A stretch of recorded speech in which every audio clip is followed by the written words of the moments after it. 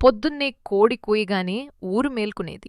ఇంటి ముందున్న మట్టినేలపై అమ్మ ఊడ్చి నీళ్లు చల్లి తెల్లని ముగ్గు వేసేది. ఆ ముగ్గు చూసినప్పుడల్లా ఇల్లు పండుగలా కనిపించేది. చెరువు దగ్గరికి వెళ్లే దారిలో పచ్చని పొలాలు, గాలికి ఊగే వరిమొక్కలు, చెట్లపై కూసే పిట్టల శబ్దం మనసుకు హాయిగా ఉండేది.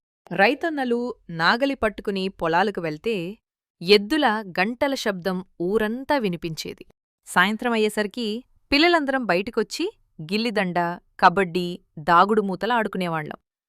నవ్వులు, అరుపులు, పరుగులు, ఆ వీధులన్నీ మా ఆటలతో కళకళలాడేవి. రాత్రివేళ ఇంటిముందు మంచాలు వేసుకుని ఆకాశంలో నక్షత్రాలు లెక్కపెడుతూ పెద్దలు చెప్పే కథలు వినేవాళ్లం.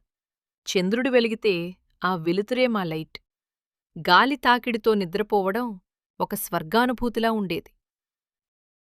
పల్లెటూరి జీవితమంటే కేవలం ఊరు కాదు, మనసుకు దగ్గరైన జ్ఞాపకాల ప్రపంచం.